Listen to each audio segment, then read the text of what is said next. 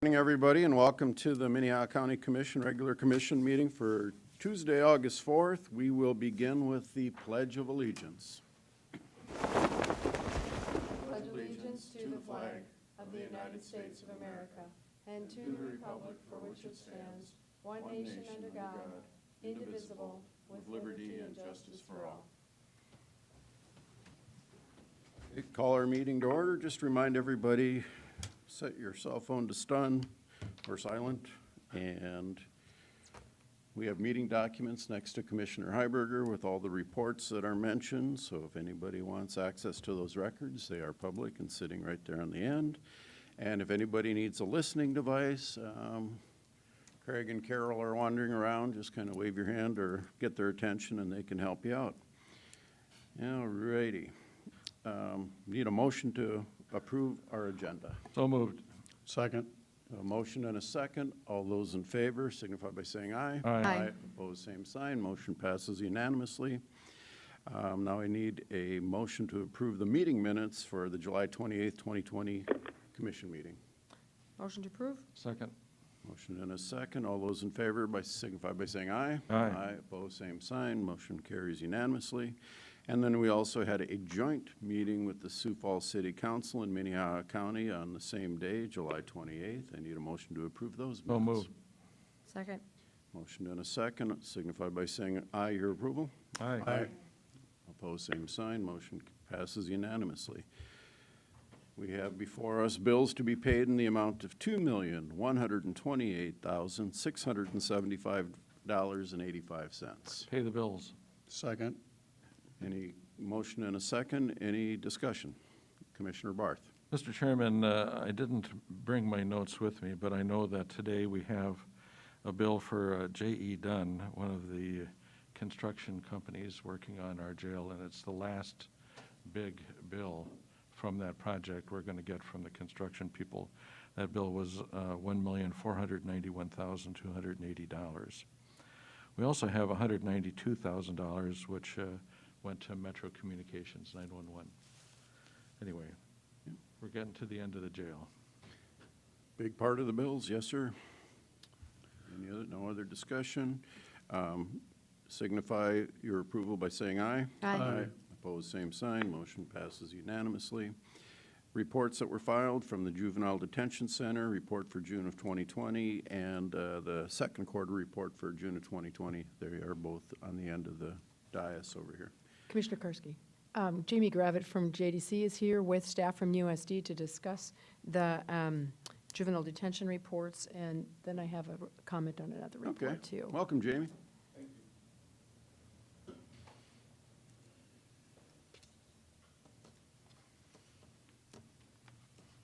As you may have noticed that, Jamie Gravitt, Juvenile Detention Center.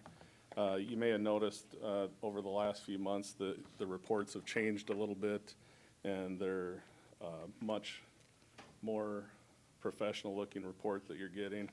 I just wanted to give you a few takeaways from the quarter report, and then also Erin is here. I want to give her an opportunity to introduce her team that do these reports for us. So in the intake call section, it shows that we're down from 2019 for the same quarter. I believe some of that is due to the COVID-19. However, we've been in full operation the whole time through COVID-19. We've been able to keep court going in the juvenile justice system, not only in Minnehaha County, but also throughout all our partner counties. And so there hasn't been much of a change there. So we'll see how that trends out for the rest of the year. 2019 was a busy year for mental health holds. This year we're down by 5 to this point in the year. So hopefully that's a trend that continues, that we don't continue to see those happening. The top 5 categories for intake calls were, number 1 was abuse and neglect during that quarter, which is not surprising. Consider when people tend to be cooped up in their houses together, we start seeing more domestic violence and A&N type cases. So, and then the next 5 levels are all felony offenses: felony person, felony property, felony drugs, stuff like that. So the report's a little misleading, and I think I need to explain it when it talks about non-secure. We really haven't had a non-secure portion of JDC since March due to COVID-19. We made that. Mr. Chairman, I'm sorry, the audio is not getting through from Jamie. He needs to speak. Come on, in step a the mic. little closer, yeah. I'm sorry. The non-secure is a little misleading because since March when COVID hit, we really haven't had a non-secure. We made that secure, moved our girls up into that section, and the wing that we used for the girls section is now our quarantine section. So we really don't have a non-secure at this time. So those were the main takeaways that I thought I should share with you today. Now I'd like to have Erin step up so she can introduce her team that does these reports for us.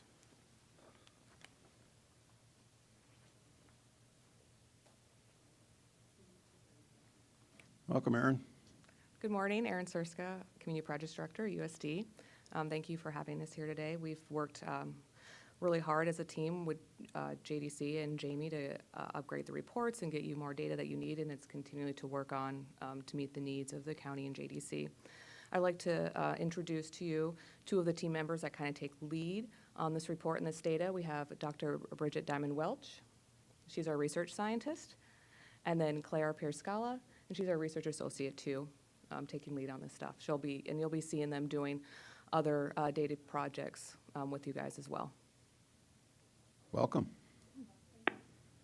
Commissioner Iber. You know, we're very fortunate. I think when I started this job over 11 years ago, we didn't have any data analysis people for anything, and now that as things have changed nationally and worldwide, that data is more important, and we have very professional, educated people doing data for us, and we do have data-driven decisions, and not just juvenile detention center, but in everything we do now. It's just really changed. The world has really changed on how we look at things, and I welcome you ladies to our team because they have a ton of experience, and if you looked into what their background is, you'd go, wow, we are so lucky and so fortunate to have these gals that really, really, really understand what to put together for us for data. So thank you. Thanks for coming. Thank you. Questions? Questions, comments for Jamie? Thank you, ladies. Thank you, Jamie. And data is important, but having the people that know how to interpret it so we can make good use of it is critical.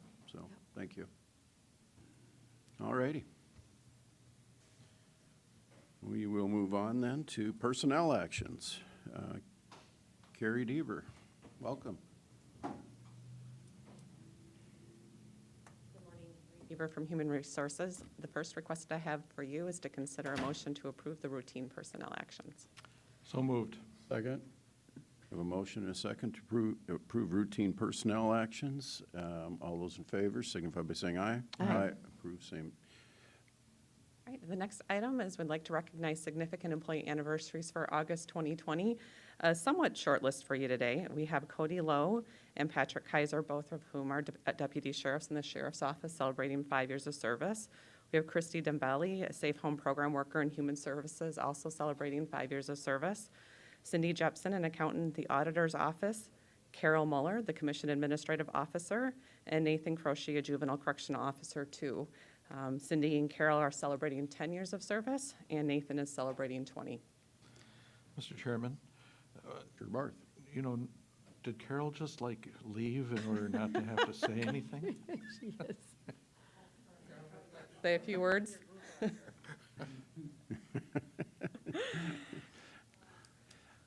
And the next item I have for you is Our to volunteers.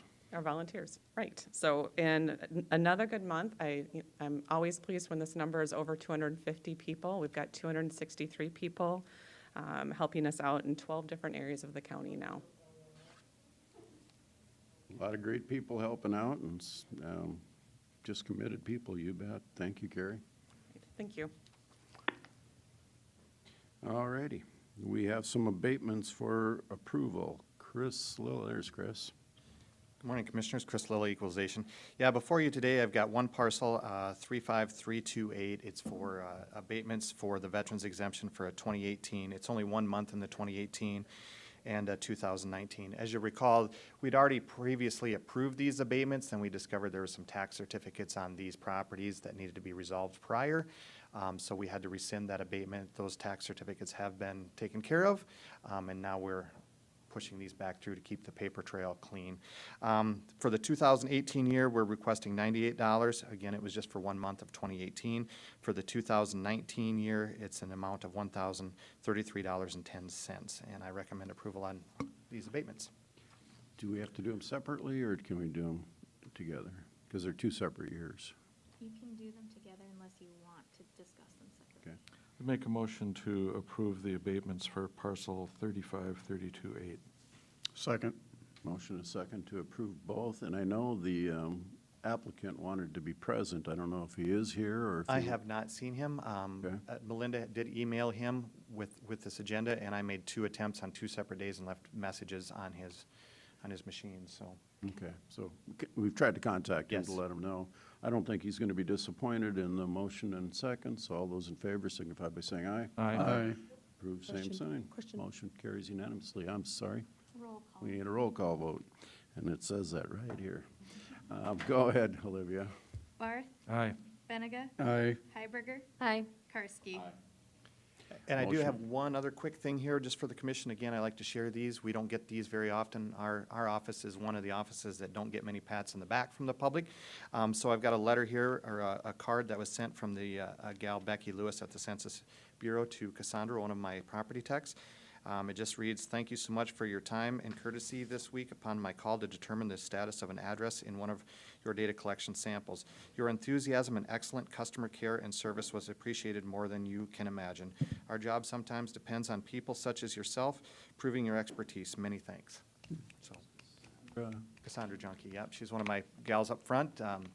Again, they do such an excellent job up there with the public, with anybody. So I like to share those things when we get them. Yep. It's not very often, so thank you. Thank you. Thank you. All righty. Next agenda item is our notice and requests. We have none, and we're going to move into our planning and zoning notices. I think David is here. Morning, David.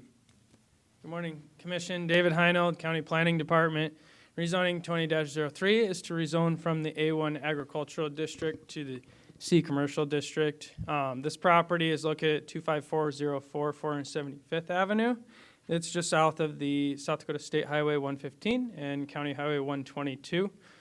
Just skip forward to the map that shows the location.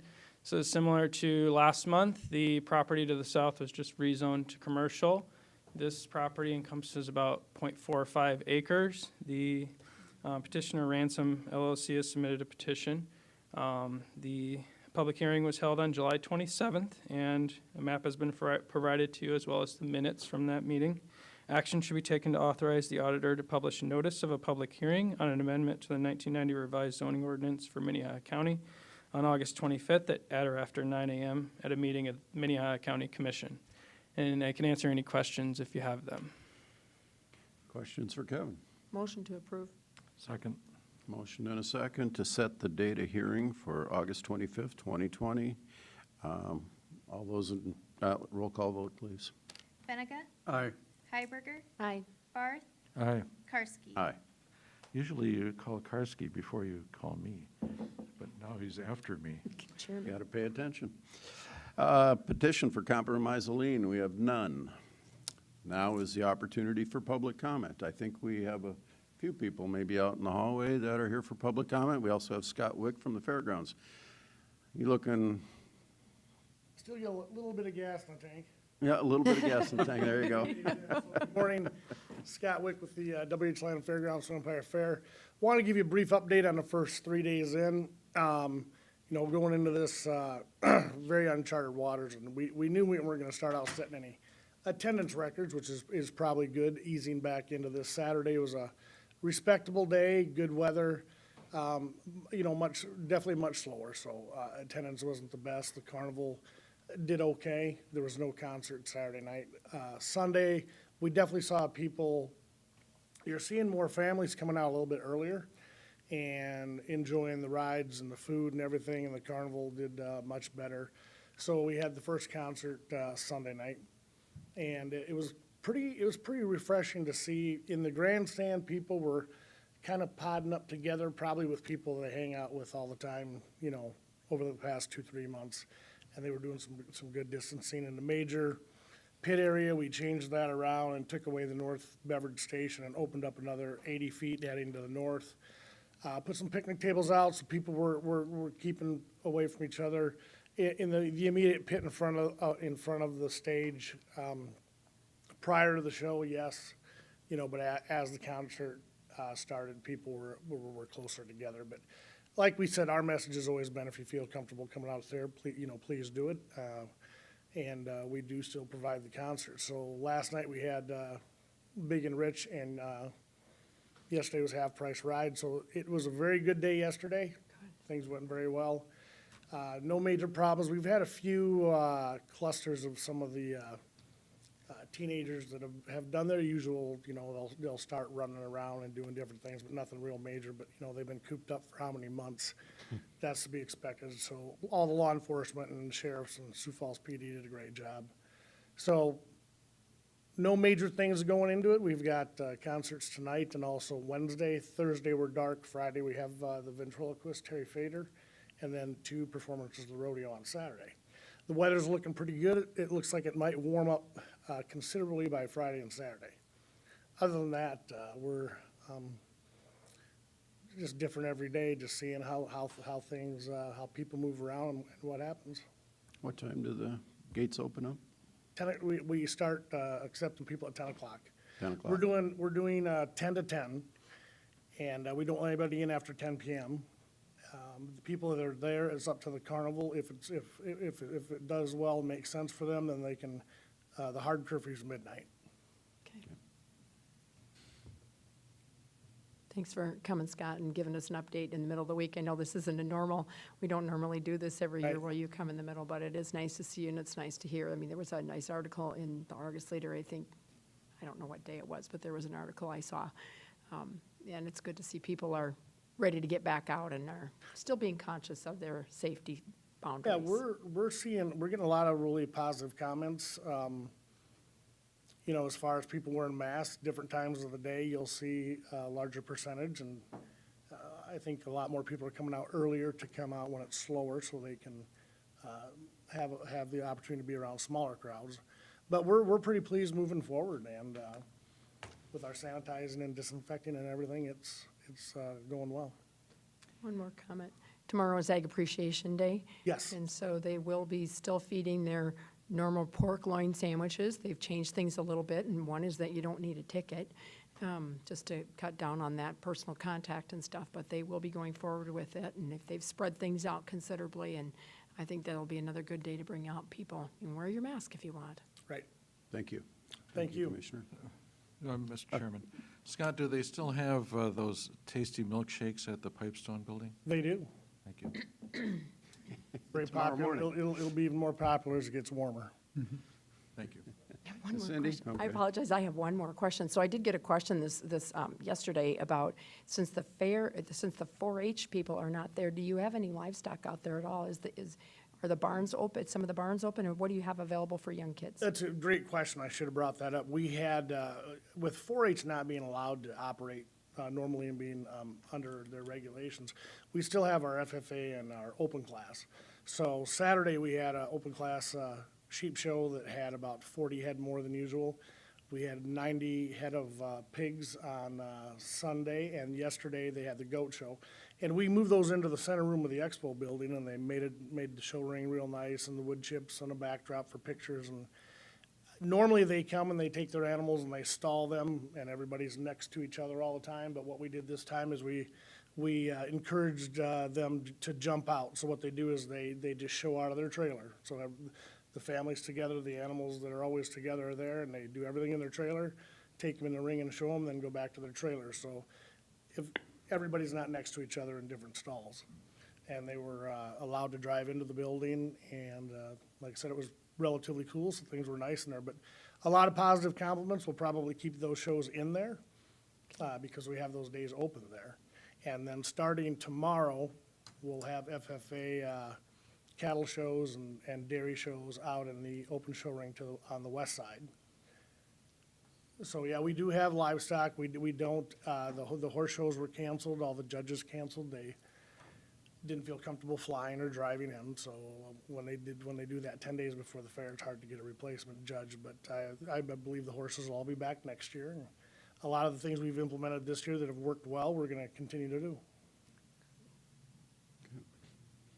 Thank you. Thanks again, Scott. Thanks, Scott. Anybody else here for public comment?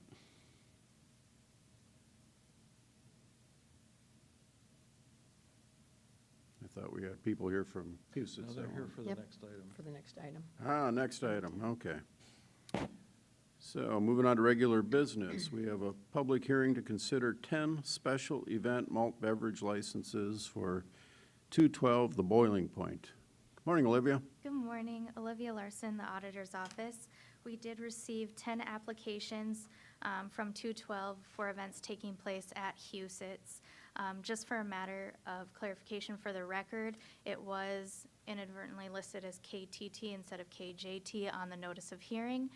According to the State's Attorney's Office, that doesn't affect the validity of the proceedings, but we just want to make sure we're clear on that. Otherwise, we do have representatives here, and I have not received any concerns or objections from the State's Attorney's Office, Planning and Zoning, or Sheriff's Office. Olivia, if I may, Mr. Chairman, I am supportive of, obviously, of their events out there, but should there turn out to be issues with, underage drinking and stuff, can we recall, the last 4 licenses, or once we approve them, do they get to do all 10 no matter what? I see what you're saying. I've not approached a situation like that. I think I would need to discuss with the Okay. State's Attorney's Office and find out. It's fine with me. I just know 10 is a lot, and Right. Okay. I'm Any other hoping there's no questions? trouble. This is a regular business, and we do take public input, so if anybody is in favor of this, please step up, and that would include the applicant.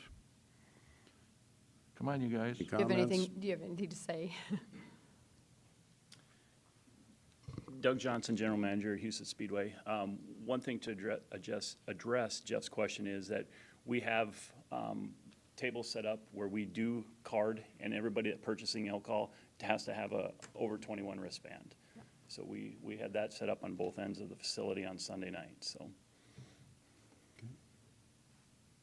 Other questions? Anything to add on the licenses? I have nothing to add. Okay. Thank you.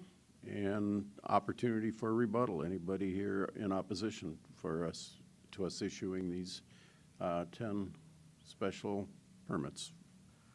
Mr. Chairman, just on a related issue, I wonder how things went Sunday night, and I guess personally I had a little concern about how close people were together, and I'm sure it was an awakening for some of the neighbors with roaring engines. And why don't we race electric cars? People like the noise, the fans that come out. No, everything went very well on Sunday night. One thing that we're addressing is trying to get done a little bit sooner. We went to, we had fireworks at 11:30 at night, so that will get better, as things move along, but everything went well. We cut our ticket sales off. We can seat 9,000 people in there. We obviously did not sell 9,000 people or 9,000 tickets. We also opened up our pit area to the fans, so if fans weren't comfortable going in the stands, they had the opportunity to take a lawn chair, go sit in the infield and watch the races from there. So we had maybe a couple hundred people that took advantage of that and did that. So, we temperature checked everybody that came through the gates.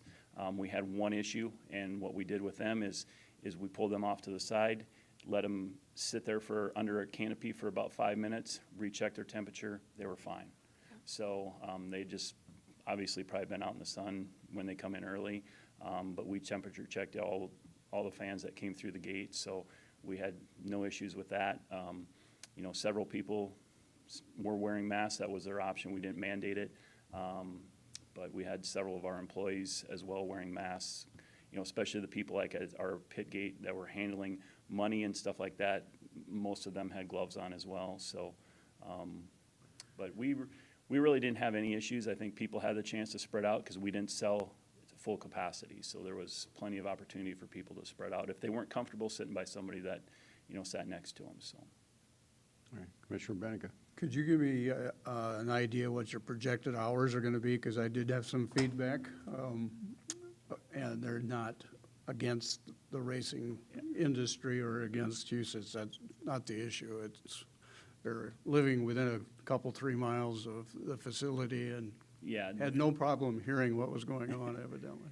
Our projected end time moving forward is, our goal is to be done by 10:30 every night, no later. I mean, we had some circumstances Sunday night that prevented that, where we had a couple accidents that took longer to clean up. That stuff is gonna happen from time to time, but we're pretty adamant. The track we run at Jackson, we start on time, and we're usually done between 10:15 and 10:30. So that's kind of what our goal is out here too, so. Well, I appreciate that, and if you don't mind, I'll relay that to the feedback I've had, and I do appreciate your cooperation and frankly changing the vacant facility into a very active, productive entertainment center, so thank you for your investment. My pleasure, thank you.